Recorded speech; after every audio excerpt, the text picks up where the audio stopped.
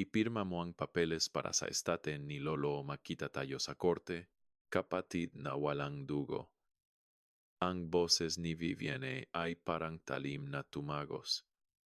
Sa opisina ko abang ang kanyang perpektong manicured na mga daliri ay tumutugtog sa mahogany conference table.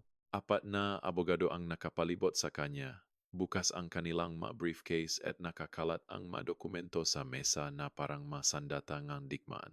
Ako si Leora Esteban at ako ay 35 taong gulang. Nagpapatagbo ako ng isang matagumpay na architectural firm sa Makati kung saan ginugol ko ang nakalipas na dekada sa pagdidisenyo ng mga sustainable buildings at pamamahala ng mga komplikadong construction projects. Pero wala iyon sa isip ni Vivienne sa sandaling ito. Ang mahalaga ay namatay ang aming lolo na si Don Rafael 3 araw na ang nakalipas at narito siya upang kunin ang sa tingin niya ay nararapat sa kanya. Inilapag ko ang kape at pinag-aralan ang mga papeles na ibinigay nila sa akin. Ang inheritance waiver ay lubusan. Pinuri ko sila sa loop. Ito ay maglalagay ng lahat ng posibleng claim ko sa estate ni Don Rafael na magiwan kay Vivienne bilang tanging beneficiary ng tinatayang 280 milyong pisong kayamanan. Ang bahay sa Tagaytay, ang koleksyon nga vintage na sasakyan, at ang investment portfolio na nagpanatili sa kanya sa pagreretiro. Alam mo naman na darating ang araw na ito, patuloy ni Vivienne, ang kanyang mamata ay malamig na parang taglamig. Maaring na kunwaring mahal ni Lolo ang kanyang adopted na apo, pero dugo ang dugo. Makikitang korte ang katwiran kapag naintindihan nilang hindi ka talaga pamilya. Isa sa kanyang maabogado, isang matigas na lalaki na may pilak na buhok, ay sumandal pa sulong. Miss Esteban, ito ay isang mapagbigay na alok. Maaring i-contestenji kapatid mo ang testamento batay sa biological precedents, pero handa siyang iwasan ang paglilitis kung aminin mo na lang ang natural order ni inheritance. Inabot ko ang aking tea kettle, ang pamilyar na ritual ay nagpapakalma sa aking nerbiyos. Lagi akong minamalit ni Vivienne kahit noong bata pa kami. Nakikita niya ang adoption bilang kahinaan, isang markang hindi ninanais. Hindi niya naintindihan na si Don Rafael ang pumili sa akin. Nakakita siya ng isang bagay sa takot na 8 taong gulang na babae na nag-udyo sa kanya na ipaglaban akong isama sa pamilya sa kabila na pagtutol na ina ni Vivienne. May gusto ba kayong tsaa? Tanong ko ng may kasiyahan, tumayo upang ihanda ang serbisyo.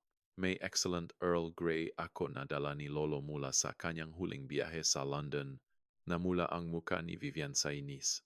Hindi ito social visit. Leora, ipirma mo na ang papel. Ibinuhos ko ang mainit na tubig sa mga dahong ktsa. Pinanonood ang amber na likido na umiikot sa mga delikadong china cups. Tinuruan ako ni Don Rafael nga ritual na ito sa maraming hapon sa kanyang study, kung saan ibinahagi niya ang nga kwento ng kanyang nga paglalakbay at negosyo. Ang mga usapang iyon ay mas mahalaga kaysa sa maisip kailaman ni Vivienne. Siyempre, sabi ko sa wakas, bumalik sa upuan kasama ang tea service. Naintindihan ko ng lubusan. Gusto niyong tapusin agad ang lahat, ayusin ang estate ng walang komplikasyon. Ngumiti ako ng mainit sa mga abogado. Napansin kung paano sila hindi comfortable sa ilalim ng expectant na tingin ni Vivienne. Titiyakin ko na maayos ang lahat bukas ng umaga. Nakita kong bumaba ang tensyon ni Vivienne. Akala niya ay pagsuko ang aking kalmado. Wala siyang ideya na bukas ng umaga ay magdadala ng mga pahayag na sisira sa lahat ng akala niya tungkol sa tunay na kayamanan ni Lolo. Ang matawan na humantong sa sandaling ito ay puno ng magabanayad na senyales na piniling balewalay ni Vivienne. Habang siya ay nakatuon sa kanyang social life at paggastos sa pera ni Lolo para sa designer clothes at mamahaling bakasyon, tahimik akong nagbuo ng relasyon kay Don Rafael na higit pa sa family dinners at holiday visits. Nagsimula ito nung kolehiyo ako. Nag-aral ng arkitektura sa UP Diliman. Nabanggit ni Don Rafael sa isa sa aming weekly coffee meetings na isinasaalang-alang niya ang ilang property investment sa ibang bansa. Nagliwanag ang kanyang mga mata nang ipakita ko ang tunay na interes sa market analysis at urban planning aspects ng real estate development. Karamihan ng tao ay nakikita ang magusali bilang simpleng istruktura lamang, sabi niya habang hinalo ang asukal sa kape. Pero ikaw ay nakaunawa na bahagi sila ang mas malaking tapiserya na konektado sa ekonomiya, kultura, at pangangailangan ng tao. Iyon ang naging daan sa marami pang usapan. Hindi naktagal ay tinutulungan ko na siya sa pagsasaliksik sa international markets, pagsusuri sa property values sa Singapore, Hong Kong, at Tokyo. Hindi kailanman pinansin ni Vivian ang mga usapang ito kapag nangyari sa family gatherings. Abala siya sa pag-check ng phone o pagrereklamo tungkol sa kanyang latest relationship drama. Laging bookworm si Leora. Sabi niya nang mapang-uyam kapag sinubukan ni Don Rafael na isali siya sa aming mausapan tungkol sa overseas investments. Hindi ko maintindihan kung bakit mo pinagsasabihan ang mga boring na business talks na iyan. Huhuli ni Don Rafael. Ang tingin ko sa hapagkainan at makikita ko ang isang bagay na kumislap doon. Disappointment marahil. O pakilala sa isang bagay tungkol sa karakter ni Vivienne na unti-unti niyang natutuklasan. Ang tunay na turning point ay dumating 2 taon na ang nakalipas sa birthday party ni Vivienne. Hiningi niya ang isang mamahaling selebrasyon sa pinaka-exclusive na restaurant sa Makati. Iginiit na sagutin ni Don Rafael ang pagkain at inumin ng kanyang makaibigan. Nang dumating ang bill, hindi man lang niya tiningnan ang kabuuan bago itulak sa kanya. Salamat, Lolo. Ikaw ang pinakamahusay ng gabing iyon. Habang tinutulungan ko si Don Rafael sa kanyang sasakyan, hindi karaniwang tahimik siya. Hindi man lang niya ako tinanong tungkol sa kalusugan ko, sabi niya sa wakas. Hindi man lang nag-alala kung maayos ang pamamahala ko sa pananalapi, hindi nagalo na tumulong sa kahit ano. Akala niya laging nandiyan ang pera. Dinala ko siya pauwi ng gabing iyon at nag-usap kami ng maraming oras sa kanyang study. Ipinakita niya sa akin ang mga dokumentong hindi ko pa nakikita. Mga property deeds at trust agreements na nagpapakita ng kayamanang higit pa sa inakala namin. Ang domestic assets na alam ni Vivienne ay sadyang dulo lamang ng iceberg. Iniisip ko na ang kinabukasan, sabi niya. Ang boses ay puno ng pag-isip tungkol sa tunay na kahulugan ng legacy at kung sino ang tunay na nakakaunawa sa responsibilidad na kasama ng kayamanan. Sa mga sumunod na buwan, lalong madalas at detalyado ang mausapan. Ibinahagi ni Don Rafael ang buong sakop ng kanyang international holdings. Ipinaliwanag kung paano niya tahimik na itinayo ang isang global real estate portfolio na nakakahalaga ng mahigit 1.1 bilyong piso. Mga properties sa financial district ng Singapore, luxury development sa Hong Kong, commercial buildings sa business center ng Tokyo. Nakikita ni Vivienne ang pera bilang bagay na gagastusin. Obserbasyon niya isang hapon. Pero ikaw ay nakaunawa na ang kayamanan ay kasangkapan upang lumikha ng isang bagay na pangmatagalan. Ang pagbabago sa aming relasyon ay unti-unti pero malalim. Ang nagsimula bilang investment discussions ay naging higit pa. Inihahanda ako ni Don Rafael na makmana hindi lamang ng kanyang kayamanan kundi ng kanyang pananaw kung paano ito gamitin. 6 na buwan bago siya pumanaw, tinawag ako ni Don Rafael sa kanyang study para sa isang mahalagang usapan. Puno ng legal documents ang silid at naroon via video conference mula sa Singapore ang kanyang abogado na si Ati, Julian Cruz. Leora. Simula ni Don Rafael. Matatag ang boses sa kabila ng kanyang pahina. Kailangan mong maunawaan ang isang bagay tungkol sa iyong kapatid na matagal ko nang ayaw aminin. Asterisk. Asterisk. Inilabas niya ang isang folder na puno ng printed emails at text messages. Ang mga komunikasyon ni Vivienne sa kanya sa nakalipas na taon, lahat ay nakatuon sa pera. Mahiling para sa shopping trips, demands para sa vacation funding, reklamo tungkol sa credit card limits. Hindi man lang siya nagtanong tungkol sa kalusugan nito o nagpakita ng pasasalamat sa anumang bagay maliban sa financial support. Ipinadala niya ito noong linggo. Sabi ni Don Rafael habang ipinakita ang pinakahuling mensahe ni Vivienne. Isang maikling demand para sa advance inheritance money upang bumili ng bagong sasakyan na kasulat na parang nag-order lang ng kape. Asterisk, asterisk, hindi man lang niya nilagda ng with love. Asterisk, asterisk. Matindi ang kaibahan ng ipakita niya sa akin ang aking mamensahe sa parehong panahon. Matanong tungkol sa kanyang doctor's appointments, maalok na tumulong sa grocery shopping, ma-thank you notes para sa payo niya tungkol sa mahamon sa trabaho.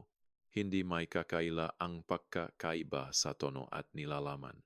May mga desisyon na ako, sabi ni Don Rafael habang itinulak ang makapal na mga dokumento sa mesa.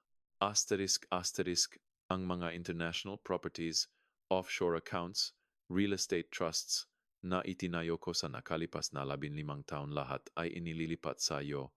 Asterisk, asterisk. Tinitigan ko ang mga papeles sa gulat. Mga property deeds para sa mga gusali sa Singapore na nagkakahalaga ng milyon-milyon. Trust documents para sa commercial development sa Hong Kong. Investment portfolios na pinamamahalan sa Tokyo banks. Nakakabiyani ang sakop. Don Rafael, hindi ko matatanggap ito. Protesta ko. Sobra ito. Apo mo sa dugo si Vivienne. Naging matigas ang kanyang ekspresyon. Hindi ang biology ang nagdedesisyon ng karakter Liora. Ipinakita mo sa akin ang respeto, tunay na pag-alaga at pag-unawa sa responsibilidad. Ipinakita ni Vivienne sa akin na nakikita niya ako bilang isang bangko na may mapaa. Ipinaliwanag ni Ate Julian Cruz ang mga legal structures na maingat na itinayo ni Don Rafael. Ang domestic assets, ang nakikitang kayamanan na alam ni Vivienne, ay mapupunta sa kanya sa pamamagitan ng tradisyonal na testamento. Pero ang international holdings, ang tunay na kayamanan, ay inilipat na sa akin sa pamamagitan ng mga komplikadong offshore trusts at foreign corporations. Asterisk, asterisk, ito ay pinlano sa loob ng 3 taon. Asterisk, asterisk, paliwanag ni Ate Cruz. Asterisk, asterisk, bawat transfer ay legal, documented, at nakayos upang makatiis sa anumang hamon. Walang makikitang irregular ang mga abogado ni Vivienne sa domestic inheritance dahil sumusunod ito sa standard probate procedures. Asterisk, asterisk. Nang umalis ako sa bahay ni Don Rafael ng gabing iyon, ligtas na nakakandado sa briefcase ang mga dokumento, pinisil niya ang aking kamay. Ikaw ang apong aking puso, sabi niya ng mahina. Hindi ang dugo ang gumagawa ng pamilya. Ang gipagibig at respeto ang gumagawa nito. Ngayong nakaupo ako sa opisina kasama si Vivienne at ang kanyang legal team. Naintindihan ko na bukas ng umaga ay ibubunyak ang buong sakop ng huling aral ni Don Rafael tungkol sa pagkakaiba ng entitlement at tunay na mana. Kinabukasan ng umaga, dumating ako sa opisina ng Cruz & Associates eksaktong 9. Dumating si Vivienne kasama ang parehong team ng mga abogado. Malinaw na inaasahan na routine matter lamang ito. Asterisk, asterisk. Salamat sa pagiging reasonable mo rito. Asterisk, asterisk, sabi ni Vivienne habang nasa elevator. Alam kong may pagmamahal si Lolo sa iyo sa kanyang paraan, pero malinaw ang family law tungkol sa biological precedents. Tumango ng aprobado ang lead attorney niya. Napakabait ng kapatid mo, Miss Esteban. Maraming biological heirs ang maghahabol ng full litigation upang matiyak na walang makukuha ang mga adoptees. Asterisk, asterisk. Ngumiti ako ng magalang. Wala silang ideya na papasok sila sa opisina ni Ate Julian Cruz, kung saan pinamamahalaan ang tunay na real estate empire ni Don Rafael. Binati kami ni Ate Cruz at nagay ng kapa ang kanyang assistant. Bago tayo magsimula, sabi ni Ati Cruz habang binubuksan ang makapal na file. Nais kong matiya na naintindihan ng Conscanti planning ni Don Rafael Esteban. May domestic assets na sumusunod sa tradisyonal na probate at international holdings na pinamamahalan ng hiwalay na legal structures. Asterisk. Asterisk. Sumandal pasulong ang abogado ni Vivienne. Handa kaming hawakan ang anumang komplikasyon. Ipinapakita ng aming research na ang estate ay binubuo panggunahin ng bahay sa Tagaytay. Vintage car collection at domestic investment portfolio na nakakahalaga ng humigit kumulang 280 milyong piso, asterisk, asterisk, tumango ng malalahanin si Ati Cruz, asterisk, asterisk. Ayon ang domestic assets. Mapupunta na iyon kay Vivienne bilang biological heir, minus taxes at administrative fees. Asterisk, asterisk, tumigil siya. Gayunpaman, iyon ay kumakatawan lamang sa humigit kumulang 20% ng kabuang kayamanan ni Don Rafael. Natahimik ang buong silid.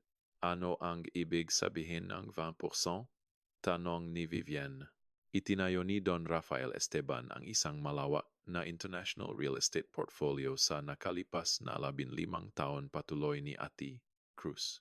Asterisk, asterisk, mga properties sa Singapore, Hong Kong, Tokyo. Ang kabuang halaga ay mahigit 1.1 bilyong piso. Uminom ng tubig ang isa sa mga abogado ni Vivienne. Asterisk, asterisk. Kung may ganitong assets, sakop pa rin ng inheritance law. Mag-apply ang biological precedents. Asterisk, asterisk. Ngumiti ng bahagya si Ati Cruz. Magiging totoo iyon kung bahagi pang estate ni Don Rafael ang mga assets.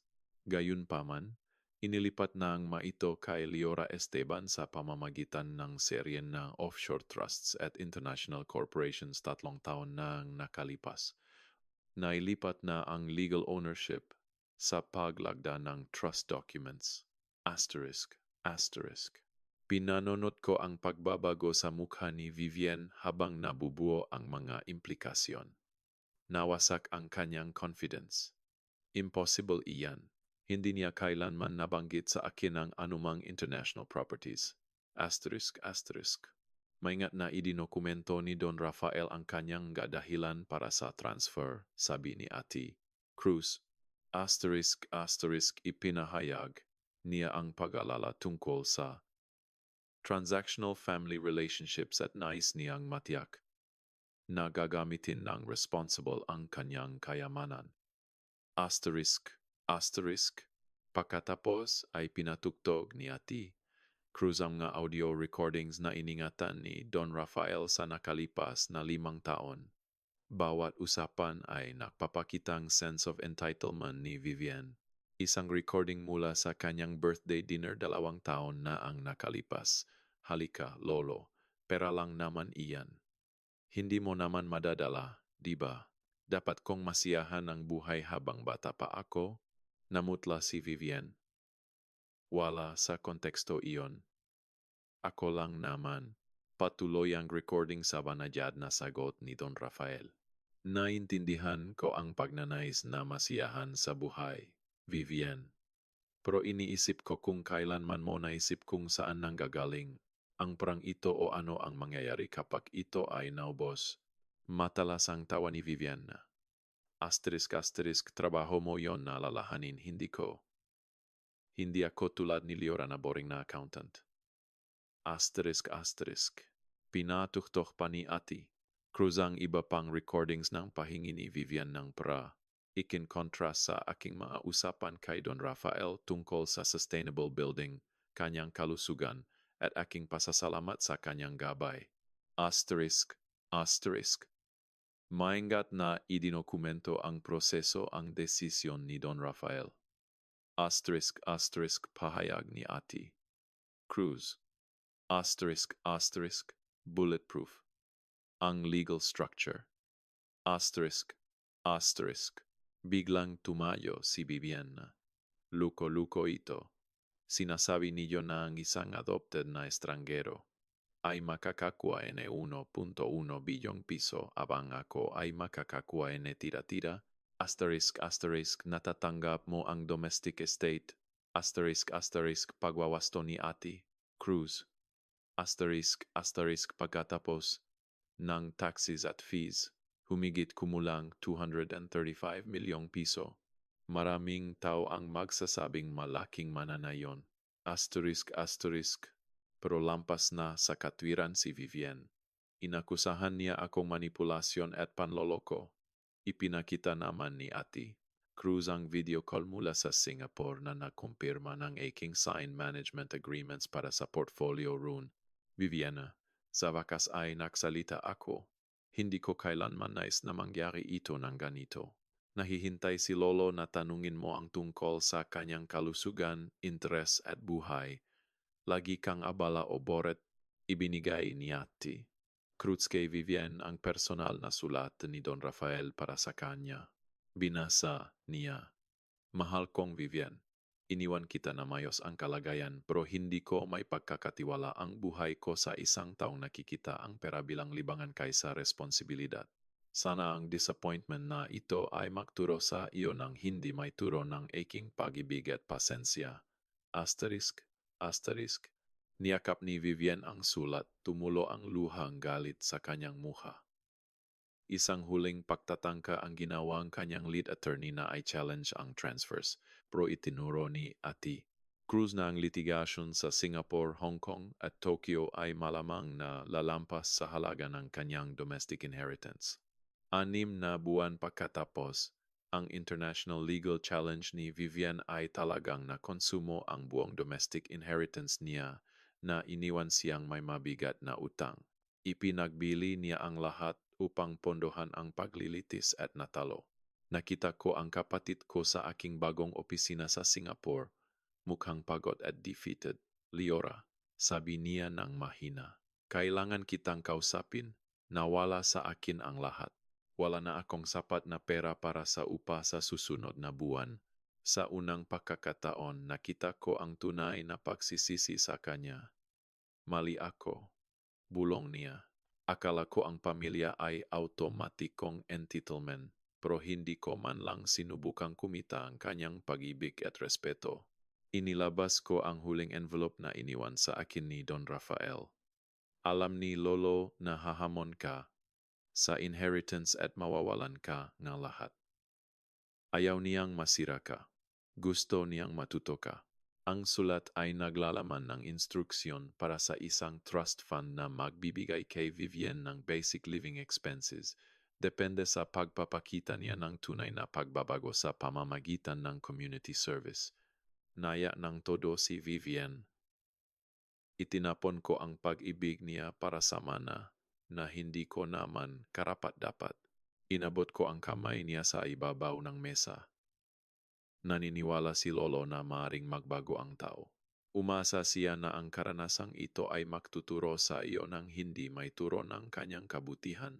Tinanong ni Vivian kung maaari siyang magtrabaho para sa akin upang patunayan na higit pa siya sa isang entitled na apo. Nag-alok ako sa kanya ng entry-level assistant property manager position sa Hong Kong office. 2 taon pagkatapos, habang nilalagdaan ko ang makontrata para sa isang bagong development sa Singapore, natanto ko na ang pinakamalaking tagumpay ni Don Rafael ay hindi ang paghihiganti o ang pera, ito ay ang paglikha ng pagkakataon para sa tunay na pagilom ng pamilya na itinayo sa respeto kaysa biological assumption. Napatunayan ko na ako ay karapat-dapat sa tiwala na ipinakatiwala niya sa aking mga kamay.